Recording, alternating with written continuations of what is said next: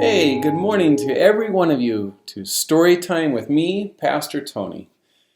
Have you ever struggled with not having enough money and then to know what to do about it? I have. Many times in my life as a kid growing up in a single parent home, there wasn't enough to meet our needs. As a student entering college without parental support or governmental assistance, because our school, the one I went to at least, didn't qualify for it. And then there was the many times as a husband and father to my family, let's just say our money here in America says, "In God we trust," for a reason. Well, I'd like to relate to you one personal story that illustrates how important it is for us to put God first in our giving and the difference that can make in our life, even when we don't have enough. Now, I'm not going to reveal to you 7 secrets to financial freedom or 5 steps to becoming debt-free or any such thing like that. Just a simple story from my life when God came through for me and my family. I was a student at Andrews University working on my master's degree in theology. My wife and I had one child at the time. I was a full-time student and worked as a window cleaner on the side. My wife had work in a local dental lab, making just over minimum wage. We had maxed out our student loans from the government, but still things were tight for us. Well, it was one of those times where there was more to the month than there was to our bank account. I had $20 in my wallet, and it belonged to God. It was tithe from the money I had received from my window cleaning business the week prior. We were on our way to church with this money in my wallet, and I was really struggling. We didn't have any money for food the next week, except that $20 in my wallet, my mind was thinking to itself. But another voice in my head chimed in. You can't use that for food. It belongs to God. It's tithe. my inner voice countered, "Yeah, you're right. But don't you think God will understand? Surely he can forgive me under these circumstances. I have 3 mouths to feed." "I think you already know my answer to that," the still small voice continued. "Well, I am preparing for the ministry, and the tithe is for ministers, so I think a case can be made to use this to feed my family," my thoughts countered. "The tithe belongs to the Lord, not you," the voice retorted. A minute and a half into this back and forth with God, and I arrived at church. I rushed into the sanctuary, grabbed the first tithe envelope I could find, filled it out as quickly as possible, and sealed in my $20. I gave a mission story to the Sabbath school gathered at the church that day, since I had served in the country that was being targeted for the 13th Sabbath special offering that quarter. I gave a humbling report to what God had so miraculously done through a servant such as me. When church came, I painlessly lowered my envelope into the offering tray as it passed by and didn't give it another thought. At least, not until after church. See, one of the saints had been touched by the mission story I'd given 2 hours before, and she came up to me with a card in her hand. And when she handed it to me, she said, "The Lord had impressed me when I woke up this morning to prepare this, but I had no idea who it's for. After hearing your story, I knew." I figured that was really nice of her. I mean, how often do you get a thank you card from a member who hears your mission story? I thanked her for the card and went with my family to the car. When we got little Ethan tucked into his car seat, I know that sounds funny because he's so tall now, I opened the envelope. It read, "Thank you for the powerful story today of God's faithfulness through you. Here's a little something of his faithfulness to you." And inside the card was a $50 bill. I never saw the woman again, but I will never forget her kindness to my family. I wept inside. Not so much because of the gift or even the token of God's love, but for shame that I, a theology student, couldn't trust God ahead of time that my family and I were going to be all right. I had struggled the whole car ride to the church over what to do with the $20 in my pocket, when all along God was waiting to bestow on us $50 if we could believe enough to do what was right in his eyes. It was truly humbling to realize that my family didn't need to rely on me or even on our combined income. My family just needed to rely on God. We're going to read a verse in sermon time today from Philippians, which reads, "My God shall supply all your needs." It's in Philippians 4:19. I believe this verse. I know this promise to be true in my life. Over and over again, God has made good on this promise to me. I share my story with you to encourage you with that same hope and assurance. Whatever it is you're going through right now or ever, please know, my God shall supply all your need. And I hope you will discover all you really need is Him. God bless you all.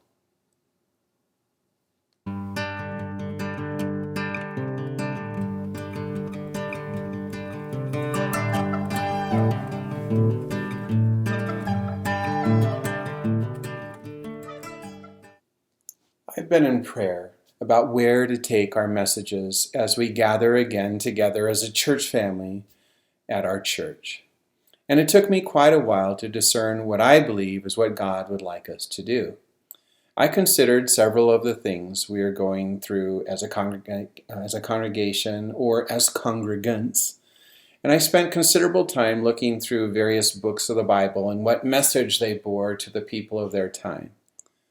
As a result of those prayers and as a result of that study, I stumbled upon a tiny book in the Bible, and I felt drawn to this book for both my personal good and, I believe, our collective good. The book is the letter Paul wrote to the Philippians, and I would like to spend the next several weeks in this tiny little book. Have you ever read Philippians, or have you read it recently? With all the things going on in our world, I think you might find that this little book, is the most power-packed books in the Bible, and maybe even the most relevant. This little epistle is packed full of extremely encouraging promises, heartfelt admonitions and commendations, and a solid dose of existential realities, all written to a church that was suffering from without and struggling from within. But through it all, there was a God who had purposed something entirely different for this tiny upstart of a congregation. The letter to the Philippians is written by Paul as a friend to his friends. It is a friendly but challenging book, upbeat but rooted in the harsh realities of their everyday experience. It is both true to life and encouraging to the heart. And it may be very, very helpful to us. The church in Philippi began when a group of women who had gathered along the riverside discovered the gospel one Sabbath day from a group of foreigners who believed in Jesus. It was a chance encounter born after a rather disappointing week of fruitless labor for Christ. But in Lydia and her household, God had ordained the birth of the church in Philippi. It was the first Christian congregation on the European continent. That church, nestled in her home, grew into a missionary force that not only impacted its city, but the entire region of the Mediterranean, maybe even the known world.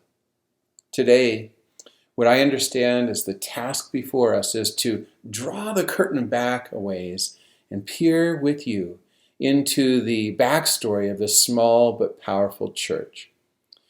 That as we contemplate the story of this persecuted church, we might discover their protective God. It may be that the church in Philippi and the church of our quad cities here, or wherever you happen to find yourself today, have quite a few things in common. And it may be, too, that what God wrote to them has a direct application to us as well. So as we begin this story together, let's start with that part of the story that isn't in the text.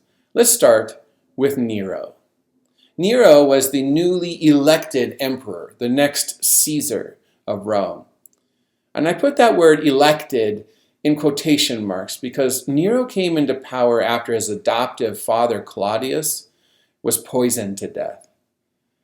He was the favorite son, even over Claudius's natural son. Nero was next in line. And it wasn't long after the 17-year-old took the throne that he poisoned his stepbrother to remove the rightful competition. And not long after that, Nero had his mother killed as well, so he could exercise his unbridled, impetuous teenage will without her control. His first wife was the biological daughter of Claudius, his adopted sister. He had her killed because many people were thinking she should have been the rightful heir after her brother was murdered.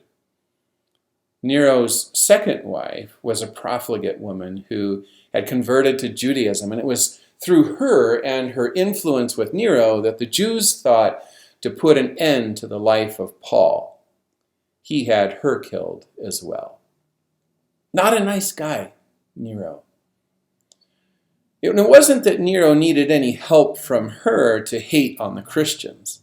Nero himself was, of all the Caesars of Rome, the most, quote, debased in morals, frivolous in character, and capable of atrocious cruelty. He hated Christians. Even those in his court who participated in Nero's atrocities loathed their association with the capricious despot. People lived in fear of what crimes he would perpetrate next. They stayed awake at night wondering what atrocity they would have to join him in the next day. Nero is infamous for having burned down the city of Rome just so that he could rebuild it again. While many loathed him, however, a whole other group loved him. According to some ancient accounts, Nero was very generous, and some even said of him he was a man equal to the gods. I guess people will say just about anything with a gun to their head. Now Paul, the man who wrote his letter to the Philippians, had been persecuted by both Jewish leaders and leaders in the world of Roman politics based in Philippi. When Paul appealed his case as a Roman citizen for the unwarranted persecution he was experiencing at the hands of Roman officials and from the Jews back in Jerusalem, Nero was the emperor in Rome at the time, and in appealing to Caesar, he had appealed to Nero. Paul's fate could not have been placed in more fearful hands. It was at this time, during his 2 years under house arrest in Rome, that scholars refer to as his first imprisonment, that Paul wrote to the church in Philippi. Since Nero would both hear and try Paul's case, the Christians the world over had little hope they would ever see him again. Paul wrote to encourage them otherwise. You watch, you see what God does for me. Nero's ire for Christians wasn't leveled solely against Paul. It was leveled against all Christians. When Rome burned, for example, while the fingers were pointing at Nero, Nero himself blamed the Christians for the destruction. This accusation did irreparable damage to the church the empire over. In Nero, you had a bloody, abusive dictator who ascended to his throne through ruthless and nefarious means, who pointed the finger whenever they were pointed at him, and who would do anything to hold on to his power. Not much has changed in the world of politics, has it? The church in Philippi was under the same persecution as Paul. You see, Philippi, while it was situated in northern Greece, was under the sole jurisdiction of Rome, not by usurpation like the rest of Greece, but by its very creation. The Roman Empire transformed the tiny town of Philippi with a massive city of commerce when they built the highway that would connect the southern region of Greece with the northern reaches of the Roman Empire. They also built a highway westward that would connect it with Rome. And the current emperor, Nero, was not favorable to the presence of a Christian group in his empire. This ire was made all the worse because of something we learned from the letter to the Philippians. When Paul wrote them, he closed his letter with these words: All the saints greet you, but especially those who are of Caesar's household. Finding that many in his own household had subscribed to the Christian faith, incensed Nero. And so the persecution of Christians and Christian churches increased. Not only were Christians considered enemies of the Jewish church, now they were enemies of the Roman state. Such was the case with the church in Philippi. A look into Paul's fate is a window into the fate of all Christians of the day. The state was actively interfering with the church. Again, sounds familiar, doesn't it? As you read through Paul's letter to them, the church in Philippi not only had problems from without, but they also had problems from within. I'm going to cite two of those problems specifically. First, Paul mentions divisions among a couple of its members, Judea and Syntyche. This division was based on an interpersonal problem between two of the church's female members. While we are not clear on the details, they had let something personal come between them that was hurting their Christian witness and the harmony within the Philippian church. In Philippians 4, verses 2 and 3, we read about it. I implore Judea and I implore Syntyche to be of the same mind in the Lord. And I urge you also true companion, helped these women who labored with me in the gospel, with Clement also, and the rest of my fellow workers, whose names are all written in the book of life. Whatever it was that got between these two women, Paul is saying it wasn't worth risking having their name removed from the book of life. It was hurting the church. And Paul literally called them out on it, implored them to work it out. Divisions within the church are not good for the church, no matter their nature, no matter whether they are widespread or limited to two.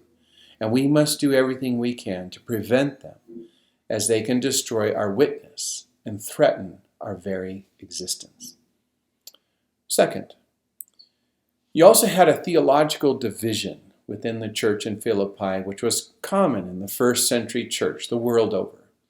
There was a division over the infectious belief of the Judaizers concerning the law of Moses.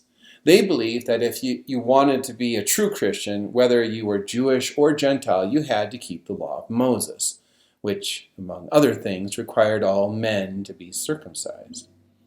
Well, as you can imagine, this wasn't all that popular among the adult Gentile men of the early church who had not been circumcised as a baby. A debate had arisen in the churches across the Mediterranean, not only whether male believers had to take this step, but whether or not the law of Moses was even applicable. And even though the General Conference of AD 49, the Jerusalem Council, had already ruled on this issue, it would take decades for the individual churches to hammer it all out, because the Judaizers in their midst kept fomenting the controversy. In fact, the battle still rages over the law of Moses and the holy days even today. There is hardly a place I have visited in this country where the question of whether the Jewish feasts are still required and is still tossed around. Theological issues and controversies abound today as they did back then. I like how Paul addresses it in Philippians. Beware of dogs. Beware of evil workers. Beware of the mutilation. That's an allusion to those who have been circumcised. For we are the circumcision, who worship God in the Spirit, who rejoice in Christ Jesus, and who have no confidence in the flesh. It isn't anything we do or don't do in this matter. All that matters is that we worship God in the Spirit, rejoice in Jesus Christ, and take no confidence in the flesh. We're all saved by grace, and that should cause us all to rejoice in the Lord always. It has been my experience that when we take our delight in the Lord, the arguments and controversies, the theological debates and interpersonal quarrels we fight over so often lose their luster. Jesus becomes our everything, and nothing in this world even begins to compare to him. So, rejoice in the Lord always. Again, I say rejoice. There was another problem the church of Philippi was facing, a health crisis. One of their leaders, Epaphroditus, was sent to Paul bearing gifts from the Philippian church. But sometime after he arrived, he got sick. Paul tells us he was sick even to the point of death. But through the care of Paul and the prayers of the church, Epaphroditus recovered and was sent back to the Philippians, bearing Paul's letter to them with great joy. Another evidence that God can see us through anything. So in this tiny church of the first century, members were being persecuted, getting sick, nearly dying, grappling with theological aberrations, suffering deprivation, and struggling with differences that were dividing themselves from themselves. And it struck me, these are all issues we have faced as a congregation, every one of them. Much of it since I have been here. Not all of it, of course. This church has been struggling with some of these things for a very long time. And so I had to wonder, could there be something in this letter to the Philippians that could help me and my churches, a world away and an eon apart, here in Prescott and Dewey? I believe there is. All this background information is very important as we read through the letter to the Philippians. As we head into the text of Philippians, our understanding of what Paul was writing to them will be greatly enhanced, and its impact on us made all the more forcefully with this information in our rearview mirror. For example, when we read promises like, I can do all things through Christ who strengthens me, in and of itself, this is an amazing promise. I can do all things through Christ who strengthens me. But when you consider the backstory of what Paul and the Philippian church were going through at the time, the text means so much the more. This isn't just a statement made in a vacuum. Paul again was being persecuted by Nero. He was under house arrest and was facing almost certain death at the mercy of an erratic despot. He speaks in the context of something being in plenty and other times being in deprivation. When he says he can do all things through Christ who strengthens him, it meant something. God can get me through anything, even this. And if he can get Paul through this, he can get you through it too. He can get us through anything.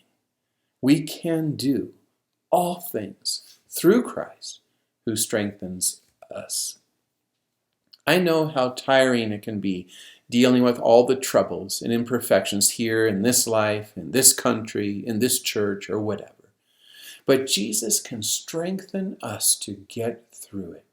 Do you believe that? I do. Our eyes need to be not on our circumstances, but upon Him. Paul makes this case for the church next. Several times, Paul praises the Philippians' generosity as they gave and gave and gave again to support his work, sacrificially. Paul writes them and tells them that their little church gave more than any others in the entire region. They gave so sacrificially, it actually created a situation where they didn't have enough for themselves. With this information, Paul's statement in Philippians 4:19 takes on a whole new meaning. Here's the broader context in Philippians 4, verses 15 to 19. Now you Philippians know also that in the beginning of the gospel, when I departed from Macedonia, no church shared with me concerning giving and receiving, but you only. For even in Thessalonica, you sent aid once and again for my necessities. Not that I seek the gift, but I seek the fruit that abounds to you and your account. Indeed, I have all and abound. I am full, having received from Epaphroditus the things sent from you, a sweet-smelling aroma, an acceptable sacrifice, well-pleasing to God. And my God shall supply all your need according to his riches and glory by Christ Jesus. Paul knew deprivation, and he mentions this to the Philippians because they too were going through deprivation due to their generosity. When Paul writes, my God shall supply all your needs, he is saying God did this for me, and he'll do it for you too. The promise is made in the context of extreme sacrificial giving because they believed in the cause of Christ. And Paul assures them Jesus will come through for them. Kind of like the promise Jesus himself once gave. Give, and it will be given to you, good measure, pressed down, shaken together, and running over. In other words, as you put the needs of God's kingdom first in your life, God will add so much more to you. You cannot outgive God. He will personally see to it to enrich you beyond imagination. Now, I'm likely preaching to the choir here at the church in Prescott. Your giving this last year, at least when it came to tithe, increased by 33% over the year prior. In the middle of a pandemic, when we weren't even in church together much of the time, you gave. You remained faithful, and we were able to keep up our work in sharing the gospel in small groups, in personal Bible studies, and so on.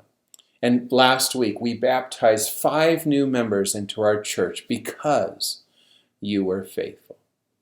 Now, our church budget didn't increase by that much, but as a congregation, we privately funded a second pastor, hired a second full-time teacher again, and added a teacher's aide to the school staff on top of everything else, all made possible by a congregation that put the needs of our collective ministry and our shared mission before all other needs.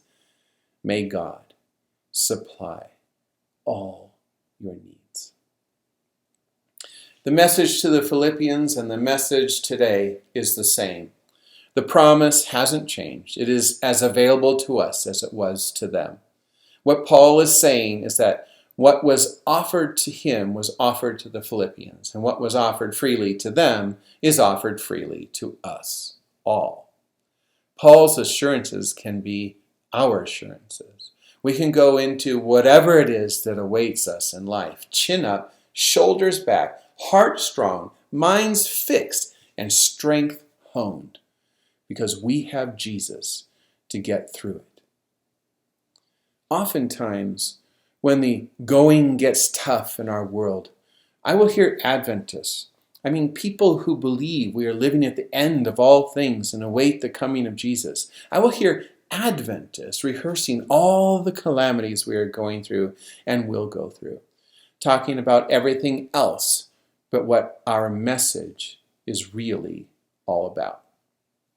They will talk about the problems in the political world, the problems in the physical world, the problems in the religious world, the problems in the family, the problems in the social world, and on and on and on it goes. All predicted in our Bibles, all pointing to the fact that we are at the end of all things. But these, my friends, these are not our message. Never has been, never will be. Focusing on the problems all around us is like sorting through the vomit of a sick person. Someone is sick and they spew all over the floor, and there we are picking through the puddle of vomit, looking at this chunk or that, whatever that is. Ooh, vomit. Ooh, vomit, vomit, vomit. When all along, there is a sick person who needs our care. Brothers and sisters, we need to stop foraging through the vomit. We need to fix our gaze on Jesus and tend to the sick person he has brought to us. Our church, our community, our nation, our world needs Jesus. Give them Jesus, not a thorough evaluation of their vomit. Our message is Jesus, like Paul's message was Jesus, like Isaiah's message was Jesus, like the message of God of every age. Jesus is our solution, and our eyes need to be fixed upon him. Our tongue needs to speak of him. Our hands need to be in his. Our hearts need to be riveted to him. Our feet need to take us to people who need him. Our work is to minister to their needs in Jesus' name. And our life is to be lived out for him alone.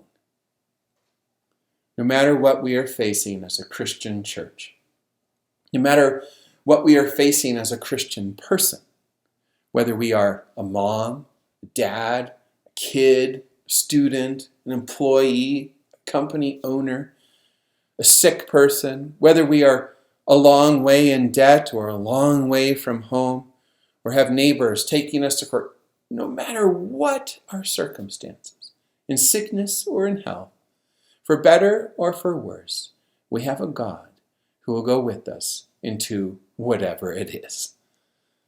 Our solution, whether we are facing upheaval in our political world, whether it's a public health crisis or personal financial duress, It could be suffering we are experiencing as a church from persecution without or from division within our ranks, or the inability to just meet together, all together, as one church family.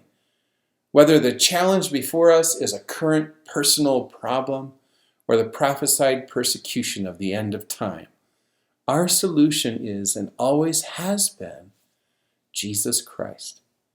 Whether it's pestilence or famine or quake or plague, whether the church seems to stand or fall, whether our family ties endure or collapse, whether we live or die, no matter our trial, no matter our problem, Jesus has lived and died for us.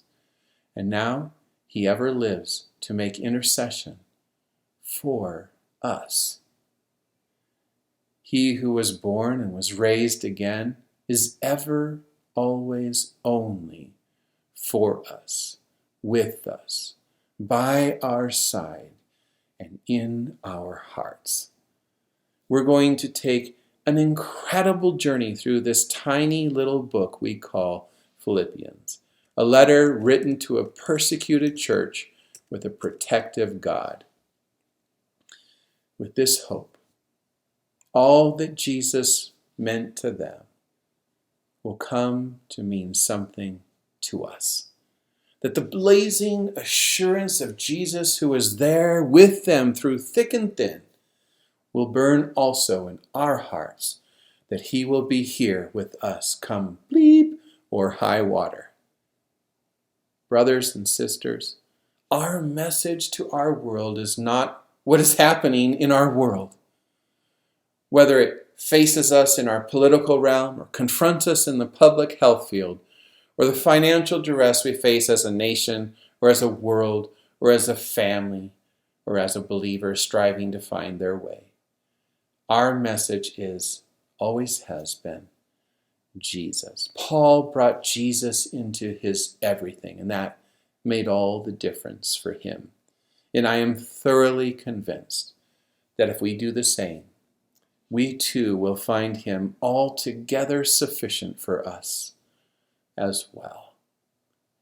Have a happy, wonderful, powerful, sufficient Sabbath. God bless you all.